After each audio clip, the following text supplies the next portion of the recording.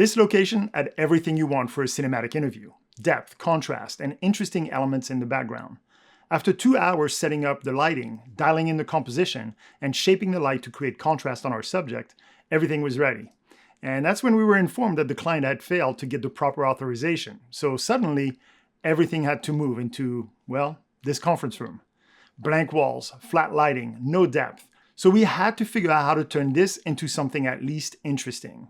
Moments like this reveal something important about cinematography. Cinematography is all about using your experience to solve problems. Let me show you how we turned this terrible location into a shot that actually worked. Let's take a look at this room because it's really the opposite of what we would ever want in order to create a shot of an interview that looks nice, that has some kind of texture, some kind of a look and feel, some kind of contrast, because there's just nothing there. Now, all of us that work in corporate films, we've been in those situations on a regular basis. And I'm not complaining because the one thing that we do have going for us in this room is the size. We have plenty of space. I've been in many rooms where it's just all crammed into a 10 by 12 room or whatever. But at least here we have room to do something. So you would think that working in a room of this size, there'd be plenty of depth. But the reality is if you don't want to show the tables and chairs, there is no depth. You're just left with 4 walls. And I'm not working on a training film or something more educational where having the tables and chair would make sense for me. And so now the first objective when stepping into a room like this is to figure out how am I going to create depth where it's non-existent. If you were to look at false color in this room, you would realize that everything is at the same level. The brightness is consistent across all the walls, and that's because everything is white, the ceiling is white. There is really no separation between anything. And so that becomes a very important task, is for us to figure out how are we going to create depth, but also how are we going to create separation between our highlights and midtone and our shadows. So the main decision, the main technique here was to lower all the levels of the room really, really low so that everything was dark in order then for us to be able to shape light and control contrast where we wanted in order to create depth. And so I did that by setting up my ND filter. And as you can see, it's set to 1.8. which is 3 stops of ND filter. Now I'm shooting wide open at 1.2, and the rest is normal. So my shutter speed is 148 or 180 degrees.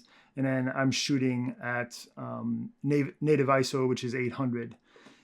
By lowering all the levels, we then controlled everything as far as the lighting. So we used the Amaran 200X to try to create just a small, hotter spot behind my subject. And this is like the narrowest modifier that I have, which is a 22-degree angle cone. And it was too wide already. I wish I had some black foil to kind of shape that into more of a narrow spotlight, which I have here, but I didn't bring him with me. So that was kind of a bummer. But it was okay. It worked out to be able to then create some kind of a gradient behind him, to go from a bright spot to then something darker. Like if we look at the final shot, we can see how bright it is back there and how it goes from bright all the way to dark.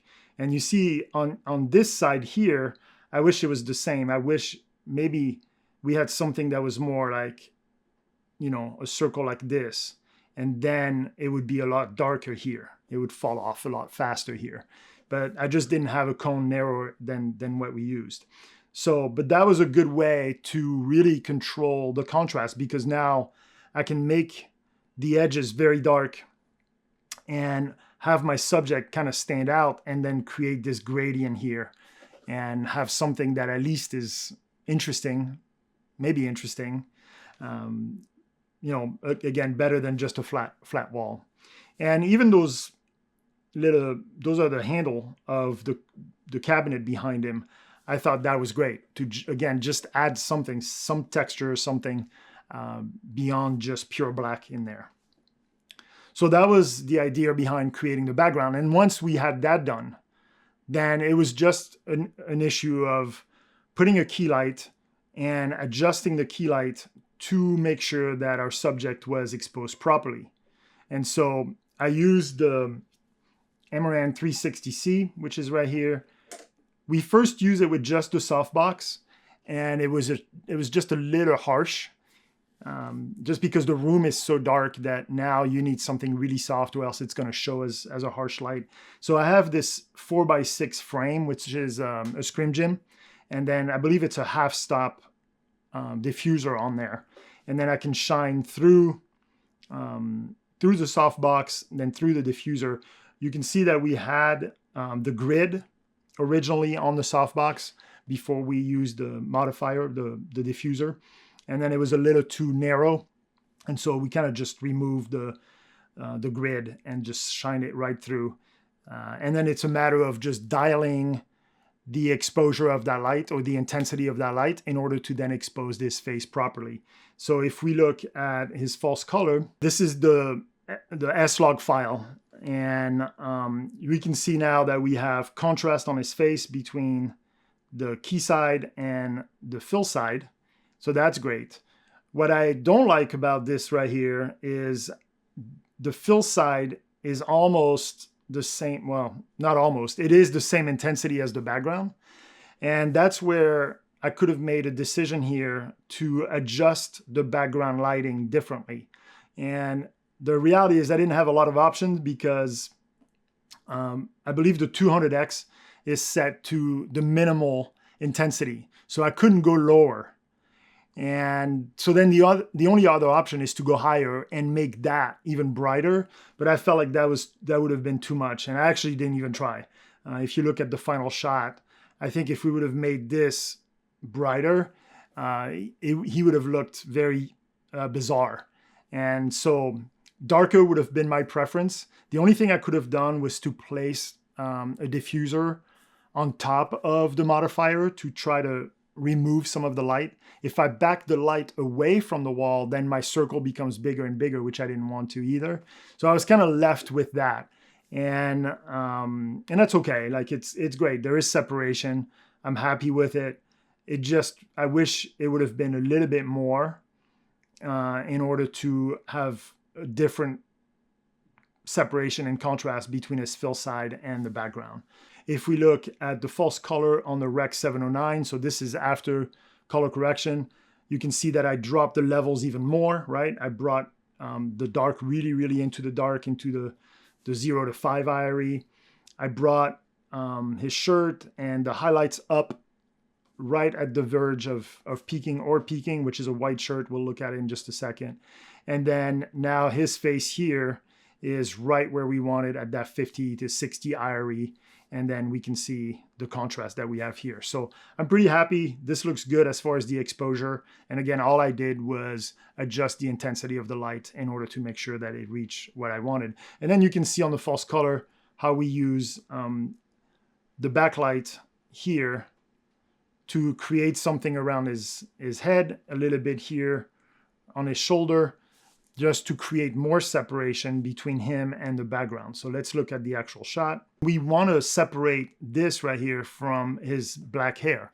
If I didn't have that light here, it would just melt into it and you wouldn't have that separation, that visual separation. I'm not talking about brightness separation here. I'm talking about visually, it would just literally blend into the background. On this side, it's okay because this is lighter, and so you already have like a nice defined line here. But I feel like on the top here, if we didn't have this light, it would merge into the art piece, and so it would get kind of lost in there. And then it create a little bit of separation here. You can see some of the glow on his shoulder there, and that's nice. It just, again, you just want to create a visual separation here between his shoulder and the background. See, you lose it here, so it's okay here, and then here, as it goes into the background, you lose the separation on his shirt, simply because there's no light there. On this side, you have separation throughout because the key light is on this side, and so you have a nice separation here.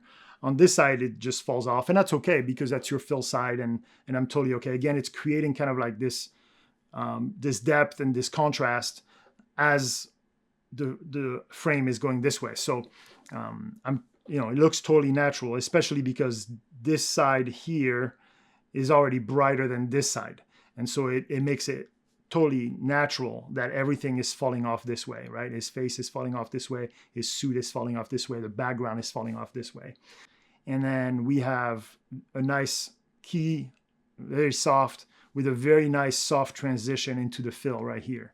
And when I measured my contrast here with my light meter, I got 2 stops of difference. So there's a 2-stop difference between his fill and his key, which is a 4-to-1 ratio, which is pretty good. And we could have done more, I think. But for what we were doing, I think it was great. And I got this ratio by dropping the bounce board. Originally on my setup, I actually had a white bounce board set up right here so that the key side would hit the bounce board and bounce it right back on his fill to kind of add more light to his fill. And then we realized there's not enough contrast. So I simply removed that, and without anything else there, we got the 4-to-1 ratio. I could have put a neg there and probably get another stop of contrast.